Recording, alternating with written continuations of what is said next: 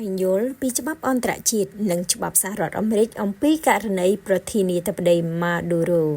ករណីលោកម៉ាឌូរ៉ូប្រធានាធិបតីវេណេស៊ុយអេឡាគឺជាគំរូជាក់ស្ដែងដ៏សំខាន់មួយដែលបង្ហាញពីផលប៉ះទង្គិចរវាងច្បាប់អន្តរជាតិនិងច្បាប់ផ្ទៃក្នុងរបស់សហរដ្ឋអាមេរិក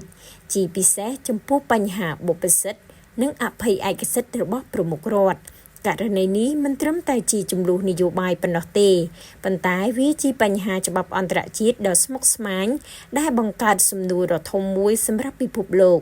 តើអភ័យឯកសិទ្ធិប្រមុខរដ្ឋជាគោលការណ៍ដាច់ខាតឬអាចត្រូវបានបំបែកដោយអំណាចនយោបាយមហាអំណាចច្បាប់អន្តរជាតិនិងអភ័យឯកសិទ្ធិប្រមុខរដ្ឋក្រោមច្បាប់អន្តរជាតិទូទៅប្រមុខរដ្ឋឬប្រមុខរដ្ឋាភិបាលដែលកំពុងកាន់អំណាចមានអភ័យឯកសិទ្ធិផ្ទាល់ខ្លួនអភ័យឯកសិទ្ធិនេះមានគោលបំណងការពារអធិបតេយ្យភាពរដ្ឋស្ថិរភាពទំនាក់ទំនងការទូតការអនុវត្តភារកិច្ចផ្លូវការរបស់ប្រមុខរដ្ឋតាមគោលការណ៍នេះប្រមុខរដ្ឋកំពុងកាន់អំណាចមិនអាចត្រូវបានចាប់ខ្លួនឬឃុំខ្លួនដោយតុលាការរដ្ឋផ្សេងទោះបីជាករណីបទល្មើសមានលក្ខខណ្ឌធ្ងន់ធ្ងរយ៉ាងណាក៏ដោយលុះត្រាតែមានករណីលើកលែងពិសេសដូចជាតុលាការអន្តរជាតិពិសេសឬបន្ទាប់ពីផុតអំណាចក្នុងបរិបទនេះប្រទេសជាច្រើននៅលើពិភពលោកនិងអង្គការអន្តរជាតិមួយចំនួននៅតែចាត់ទុកនីកូឡាម៉ាឌូរ៉ូជាប្រធានាធិបតីកំពុងកាន់អំណាចរបស់វេណេស៊ុយអេឡាដូច្នេះតាមច្បាប់អន្តរជាតិអភ័យឯកសិទ្ធិរបស់លោកនៅតែមានសុពលភាពច្បាប់សហរដ្ឋអាមេរិកនិងគោលការណ៍បានទទួលស្គាល់ផ្ទុយពីច្បាប់អន្តរជាតិច្បាប់របស់សហរដ្ឋអាមេរិកចែងថាអភ័យឯកសិទ្ធិប្រមុខរដ្ឋនៅក្នុងតុលាការអាមេរិកពឹងផ្អែកទៅលើការទទួលស្គាល់ជាផ្លូវការរបស់រដ្ឋាភិបាលអាមេរិកប្រសិនបើរដ្ឋាភិបាលអាមេរិកមិនទទួលស្គាល់មនុស្សណាមួយជាប្រមុខរដ្ឋស្របច្បាប់នោះតុលាការអាមេរិកអាចបដិសេធអភ័យឯកសិទ្ធិរបស់មនុស្សនោះ1ច្បាប់អន្តរជាតិប្រមុខរដ្ឋប្រមុខរដ្ឋាភិបាលដែលកំពុងកាន់អំណាចមានបុព្វសិទ្ធិនិងអភ័យឯកសិទ្ធិពេញលេញ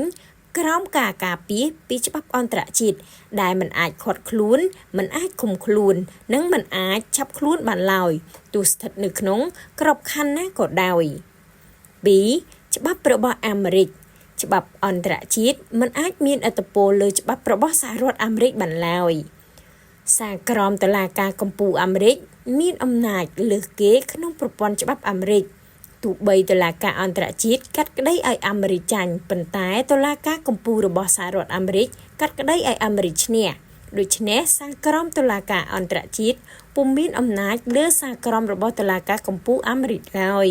ក្នុងន័យនេះអាមេរិកអាចបដិសេធអនុវត្តអភ័យឯកសិទ្ធិក្នុងតុលាការរបស់ខ្លួនប៉ុន្តែមិនអាចគេចផុតពីការទទួលខុសត្រូវអន្តរជាតិបានទេ3ច្បាប់របស់សហរដ្ឋអាមេរិកខុសពីច្បាប់អន្តរជាតិចំពោះបុព្វសិទ្ធិនិងអភ័យឯកសិទ្ធិរបស់ប្រមុខរដ្ឋប្រមុខរដ្ឋាភិបាលច្បាប់អាមេរិកបានចែងថាប្រមុខរដ្ឋប្រមុខរដ្ឋាភិបាល